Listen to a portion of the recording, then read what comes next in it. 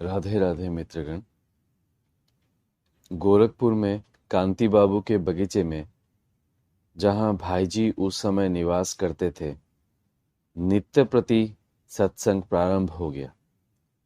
प्रेमीजनों ने भाईजी से जसीडीह की घटना जानने के लिए अनेक प्रश्न किए, जिसका उत्तर भाईजी बड़े संकोच से देते।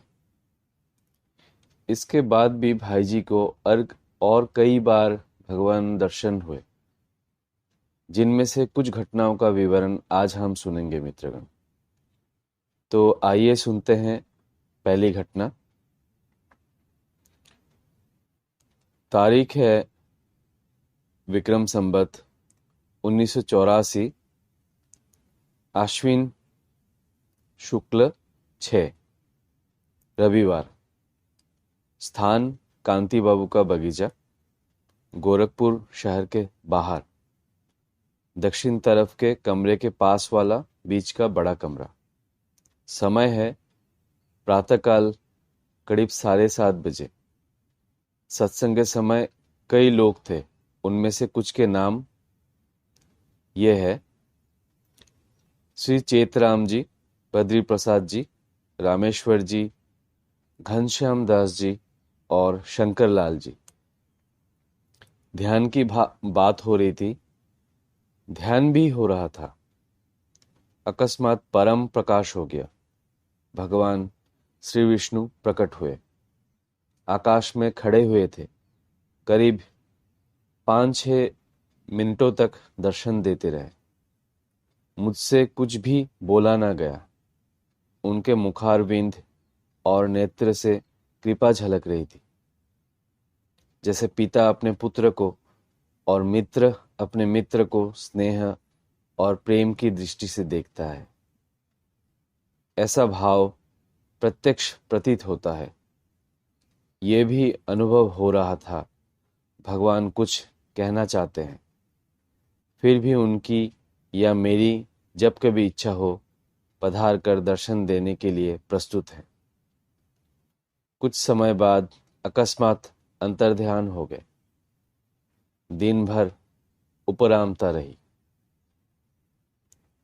आइए सुनते अब दूसरी घटना।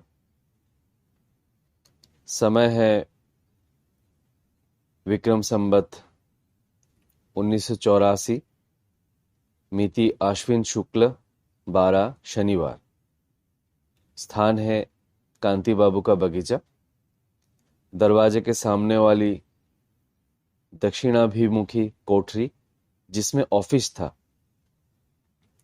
दिन के करीब 12 बजे उपरांता ने जोर पकड़ा। मैं बाहर बैठा हुआ था।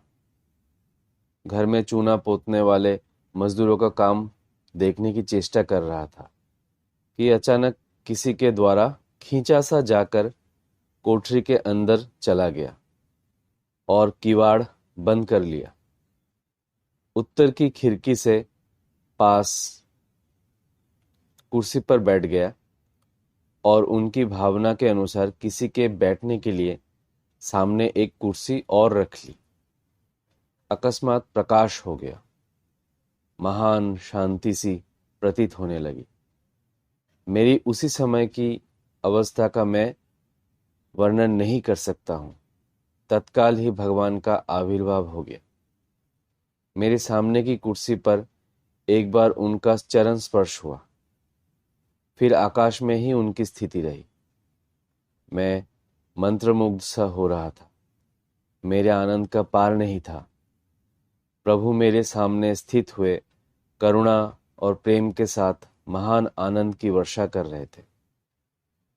मैं कुछ बोल नहीं सका, ना स्तुति कर सका। चरण स्पर्श मैंने उसी समय कर लिए। मन ही मन भगवान की इस अयाचित कृपा को देखकर परम आह्लादित हो रहा था। बहुत देर तक ये स्थिति रही। फिर भगवान बोले, मानो आनंद का समुद्र उमड़ा। तेरी कुछ इच्छा बाकी? बड़ी हिम्मत से 1-2 वाक्य मेरे मुंह से निकले। कुछ नहीं, केवल आप। इस समय भगवान की मधुर मुस्कान अनोखी ही थी। भगवान ने हंसकर मेरा समर्थन किया, फिर धीरे धीरे बीच बीच में रुककर इतने बातें कही। 1. दर्शनों की बातें गुप्त रखने में ही लाभ है। 2. धर्म के नाम पर लड़ने वाले मेरा प्रभाव नहीं जानते। 3. पूरी गोरक्षा में अभी विलंब है। 4. मेरे अवतार का समय अभी बहुत दूर है। 5. जगत का कुछ भला करना हो तो भेद छोड़कर नाम का प्रचार कर लोगों से कह दे कि इस काल में नाम से ही सब कुछ हो जाएगा। मेरे अवतार में भी नाम ही हेतु होगा। 6. जो लोग नाम का सहारा लेकर पाप को आश्रय देते हैं, उनको सावधान कर कि उनकी शुद्धि यमराज भी नहीं कर सकता। 7. पापों का नाश तथा भोगों की प्राप्ति के लिए नाम का प्रयोग करना मूर्खता है। पाप का नाश तो फल भोग और प्रायश्चित से भी हो जाता है। क्षणिक भोगों की तो परवाह नहीं करनी चाहिए। भोगों के आने जाने में तो हानि ही क्या है। 8. नाम तो प्रिय से भी प्रियतम वस्तु है, इसका प्रयोग तो इसी के लिए करना चाहिए। 9. दंभ बहुत बढ़ गया है। दंभ मेरी प्राप्ति में सबसे बड़ा बाधक है। दंभियों से सावधान रह और उनको भी सावधान कर दे कि उनकी बुरी गति होगी। काम क्रोध से भी दंभ बुरा है। 10. किसी को मेरे दर्शनों का पक्का आश्वासन मत दे। 11. जसीडे के सिवा इन बातों का मेरे नाम से प्रचार ना कर। 12. अब इस तरह नहीं आऊंगा।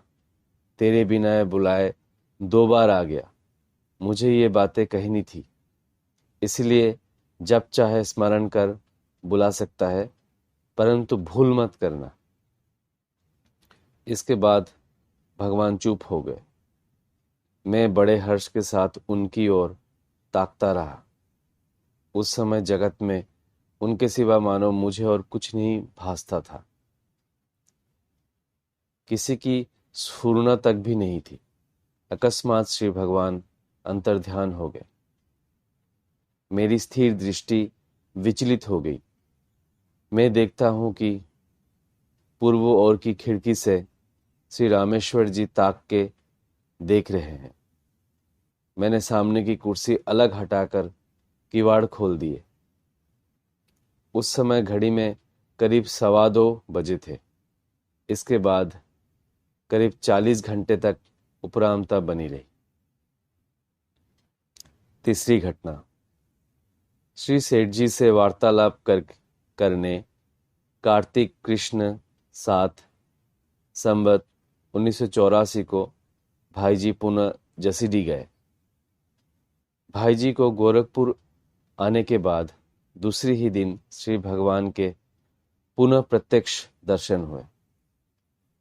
भगवान के दर्शनों की तीसरी और चौथी घटना का विस्तृत विवरण श्री भाई जी ने श्री सेठ जी को कार्तिक 14 संवत 1984 के पत्र में लिखा है।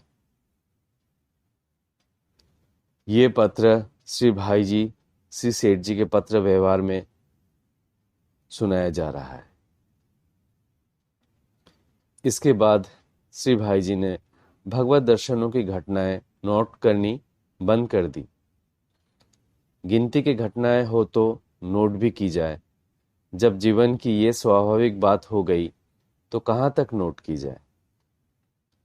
श्री गंभीर चंद जी दुजारी के आने पर भाई जी उन्हें एकांत कोठरी में ले गए एवं जसीडी की घटना बड़े प्रेम भरे शब्दों में सुनाई। वे मंत्रमुग्ध की तरह सुनते रहे एवं उनमें मन में सोचने लगे कि इस कृपा का कोई मूल्य तो हो ही नहीं सकता। अब तो अपने को इनके श्री चरणों पर नौछावर कर देना और अपने जीवन का उद्देश्य इनके जीवन की घटनाओं को नोट करते रहना। इसे इन्होंने जीवन के अंत तक निभाया। भाई जी की इच्छा न होते हुए भी इनके अत्यधिक आग्रहपूर्ण प्रार्थना रहने पर कभी कभी कुछ बता देते थे। भाई जी की उन दिनों की मस्ती का क्या कहा जाए। बार बार भगवान के दर्शन, स्पर्श, वार्तालाप का सुदुर्लभ सौभाग्य मिल रहा था। उन दिनों उनके समीप रहने वाले को दिव्यता का अनुभव होता था। इन्हीं दिनों भाई जी को भगवान ने ये प्रेरणा की कि अपना बाहरी जीवन बिल्कुल साधारण रखो, जिससे कोई पहचान ना सके। इसे भाई जी ने जीवन के अंत तक निभाया, जिससे इनके निकट रहने वाले भी इन्हें नहीं पहचान सके। बहुत लोग केवल कल्याण के संपादक के रूप में ही जानते थे। तो मित्रगण, आज के संस्मरण यहीं तक है। राधे राधे।